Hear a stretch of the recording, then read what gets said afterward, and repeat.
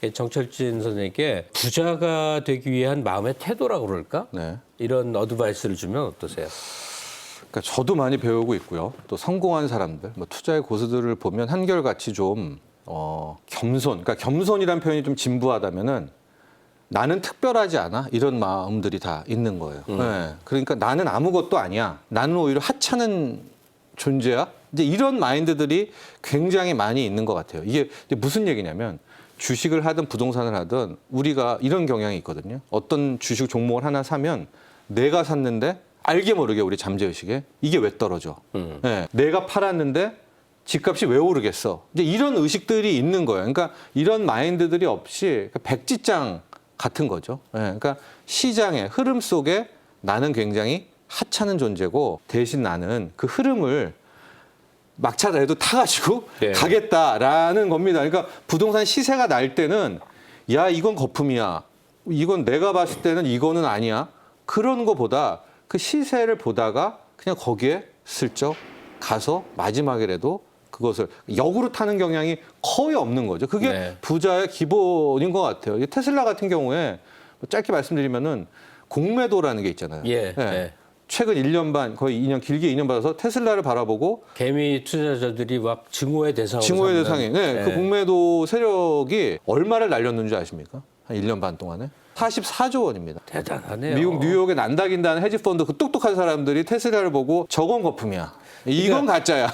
가격이 추락을 해야 공매도가 돈을 벌 텐데 네. 개미들이 그걸 받쳐버리니까. 개미뿐만이 아니라 또 진짜라고 생각하는 매수가 있는 거죠. 예. 그러니까 공매도가 당하고 해서 무려 44조 원이 다 뺏겼고 네. 뭐 똑똑한 사람들이 다 퇴출이 됐습니다. 그러니까 실은 그 거품이든 많이든 그게 중요한 게 아니라요. 그걸 자꾸만 선악으로 바라볼 게 아니라 뭐 그러니까 투자의 고수들은 그냥 타더라고요. 그렇구나 하고 또 탔다가 또 하락하면 아이고 죄송합니다. 그러니까 좀 그런 마인드들. 그것이 제가 보기에 가장 투자의 고수가 되는 들의 공통점이 아닌가 바라보고 있고. 흐름을 타라는 거죠. 그렇죠. 그러니까 상승 곡선일 때 투자도 좀 해서 예. 따먹고 그렇죠. 하락 근데 곡선일 때 빼서 조심하고. 흐름을 타려면 역방향을 안 타려면 기본기가 네. 나는 특별하지 않다.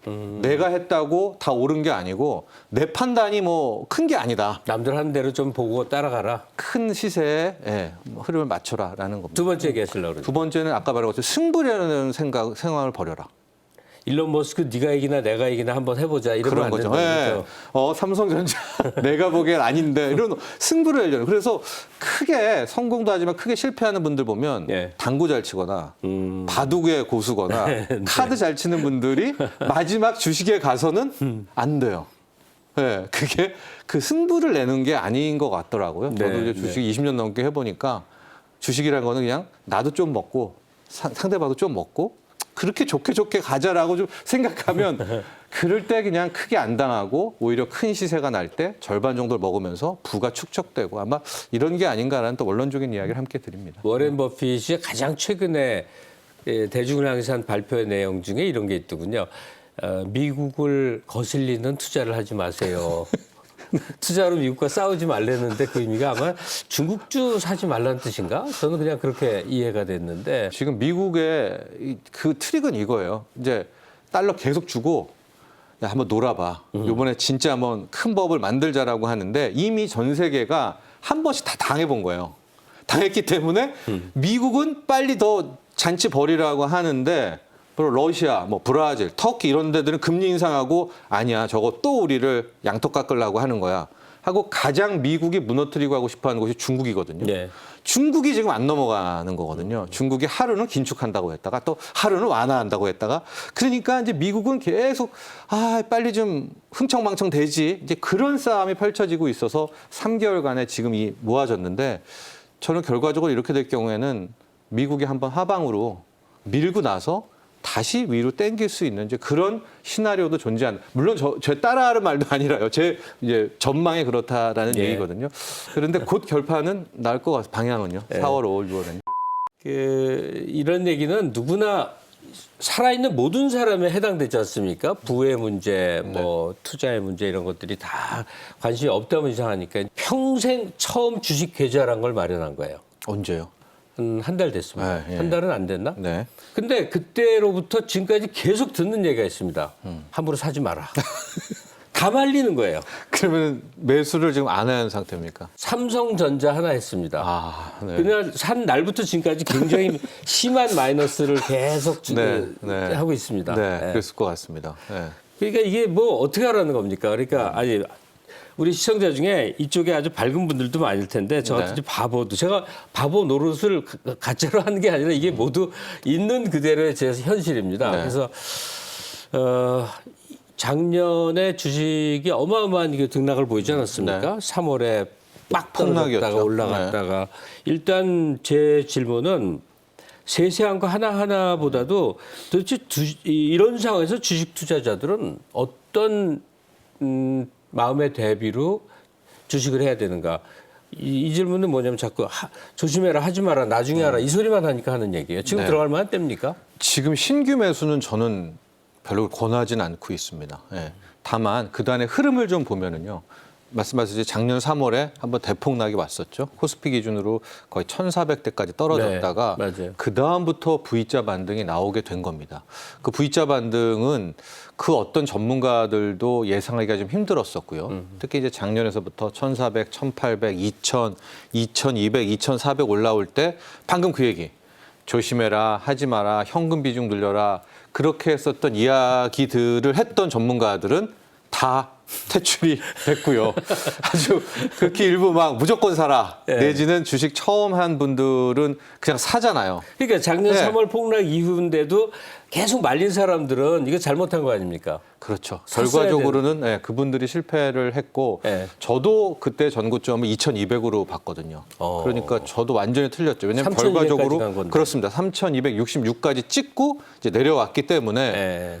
뭐 거의 1,000포인트를 놓친 거지 않습니까? 그래서 참 면목이 없는데 어쨌든 그렇게 이제 흘러갔어요. 예. 흘러갔고 다만 이제 여기서부터 터지게 뭐냐? 1월이 됐는데 그러니까 작년 한 해를 지켜보던 많은 투자자들이 이거 쉽구나. 네. 그러고선 1월부터 대거 들어가게 됐었는데 문제가 여기서부터 이제 터진 거죠. 3,266을 찍고 지리한 거의 3개월 정도의 뭐 고구마 한 몇십 개 먹은 장 하루 오르고 하루 내리고 아마 피 말리는 장이 올해부터 들어가신 분들은 있을 겁니다. 그래서 이제 딱 지금의 제 뷰를 좀 전해드리면 저는 어찌 됐건 이렇게 3개월 동안 끝없이 됐지 않습니까? 네. 시세의 힘을 모아가고 있는데 이게 한 번은 뭐 위로 터지든 밑으로 터지든 터집니다. 분출이 나오거든요. 저는 이제 뭐 제가 틀릴 수도 있고요. 우리 함께 뭐 유튜브에 있는 분들도 더 정확히 판단할 텐데 밑으로 터질 것 같다는 생각을 하고 있습니다. 폭락이 될 거다. 근데 폭락보다는 급락 내지는 조정으로 저는 보고 있고요. 네. 그렇기 때문에 저는 오히려 작년에 들어가신 분들이라면야 이미 웬만하면 계좌 수익률이 20%, 30%, 네. 뭐 삼성전자 평단가 우리 교수님은 제가 보기에 한 88,000원 뭐 그쯤 될 것 같은데. 9만 원 거의 다 될 때 샀는데 딱 그날 그러면 들어가신 네. 거군요. 89,000원인데. 제 인생은 항상 그래요. 아, 네. 근데 82,000원이에요 지금. 그렇죠. 그러나 상당수 개인들이 많이 들어간 단가가 한 64,000원, 65,000원, 66,000원대거든요. 작년 11월 뭐 시세 터지기 직전에 들어갔기 때문에 그분들도 20% 이상 좀 나 있습니다. 수익이. 그러네요. 예. 내렸지만 수익이 있네요. 예, 그러니까 그분들 같은 경우에는 실은 이제 본인이 판단을 하는 거죠. 내가 20%에서 먹고 나올까 아니면은 뭐 중간에 떨어질 때 차익 실현하고 나올까라는 그런 많은 룸이 선택지가 있지만 신규 매수자 같은 경우에는 상당히 지금 부담이 되는 구간이다. 그래서 저는 아예 4월, 5월, 6월은 버려라. 제 고객들한테는. 네. 아무것도 하지 말고 그냥 있어라. 네, 4월, 5월, 6월은 그냥 관전 모드로 여기서 더 가더라도 놓치는 거는 뭐 내 운명이 아니려니 왜냐하면 작년 그렇게 뜨거울 때 주식을 안 했다가 올해 지금 3월에 계좌를 텄는데 이건 안 되지 않습니까? 그래서 올해 계좌 튼 사람의 심리는요. 네. 제가 대표로 말할 수 있어요. 네. 너도 나도 하니까 불안해서 갑자기 한 겁니다. 맞습니다. 네, 부동산과 비슷하죠. 갖고 있는 돈은 좀 있고 네. 이걸 그냥 두긴 뭐하고. 네. 그래서 이 여러 가지 그 상황을 알아보느라고 유튜브도 열어보고 하면 네. 맨 미국 금리 얘기하거든요. 네. 미 연준이 뭐 어떻게 올린다 내린다 올리면 주가가 이제 아주 나빠지는 거죠. 네, 주가가 안 오르는 거죠. 그런 여러 상황에 대한 것 때문에 알 수가 없는데 하여간 2023년까지 미 연준이 금리 인상을 동결한다. 네. 이 발표가 있는데도 동요를 해요. 여기에 대해서 우리는 어떻게 대응해야 되는 겁니까? 그러니까 이거를 좀 잘 우리가 정리를 좀 해야 네. 됩니다. 네. 어떤 경제가 좋아진다. 그럼 좋아지면 물가가 오릅니다. 인플레가 나오는 거예요. 그러니까 인플레이션은 그렇죠. 경제가 좋아지면 네. 사람들이 사고 먹고 많이 쓰죠. 월급도 올라가죠. 월급도 오르죠. 네. 아, 그럼 소득도 물가가 늘어나죠. 오르는군요. 물가가 오르니까 네. 실은 인플레이션이란 말은 성장이란 말과 거의 동일한 거예요. 그래서 어떤 성장 구간에서는 인플레가 나옵니다. 물가가 오르죠. 그건 좋은 거네요. 근데. 네, 그러니까 정통 이론입니다. 물가가 오르면 뒤따라서 돈 가치가 떨어지니까 그것을 막기 위한 중앙은행에서의 뭐 금리 인상도 있고요. 시장에서 귀신같이 알고 시장 금리도 따라 오릅니다. 네. 그 이제 쭉쭉쭉 커가다가 어떤 임계점에서 뻥 터져서 이제 한 사이클이 마무리되는 이런 구간인데 지금을 잘 보시면은 아직도 저금리잖아요. 네. 이거 뭐 금리 상승이라고 말하기도 부끄럽고 저는 어마어마한 금리 때를 기억을 하고 있기 때문에 저도 옛날. 기억을 하고 있습니다. 네. 지금은 금리가 아니라 그냥 빌려주는 것 같아요. 네. 그냥 주는 것 같아요. 주택담보대출 9%대도 뭐 저는 다 네. 기억을 하고 있고요. 아마 네. 그 전을 또 기억하실 것 같아요. 그럼요. 네, 제 김학수 선생님. 나이가. 네, 네. 그러니까 그러고 지금 소비자 물가 상승률도 이제 겨우 1%인데 이게 지금 야 더 오르면 좋잖아라고 할 거예요. 그런데 지금의 상황은 뭐가 문제냐? 아주 쉽게 생각하면 어마어마한 빚입니다. 실은 그동안에 악재들이 많은 걸 버텨낸 걸 어떻게 버텨왔느냐. 돈 찍어가지고 여기 돈 있고 빚 내고 해가지고 역대와는 다르게 인플레이션은 성장이고 금리 어느 정도 올라도 주가도 오르고 괜찮을 것 같은데 지금 과거와는 다르게 어마어마한 빚을 지고 있거든요. 그건 지금 가계부채 쪽인 거죠? 네. 그렇기 때문에 이제 금리를 정리를 좀 하면 네. 그래서 이제 다들 쫄아 있는 거예요. 그러니까 이제 연준 같은 경우에는 야 쫄지 마라. 2023년까지는 금리를 안 올릴게 하고 인플레이션이 오더라도 이건 가짜야. 겁내하지 마. 그러니까 더 투자하고 더 놀고 더 써라고 계속 신호를 주는 거예요. 예. 근데 시장 참여자들은 믿지 않는 거죠.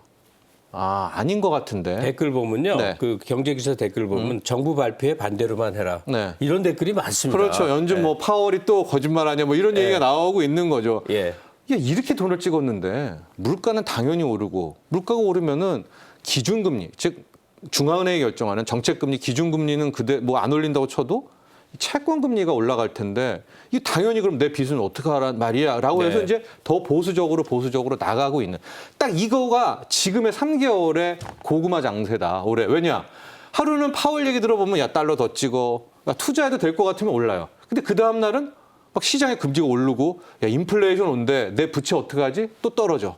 올라가 떨어져. 올라가 떨어져. 이게 지금 네. 계속 와 있는 딱 거기 상태입니다.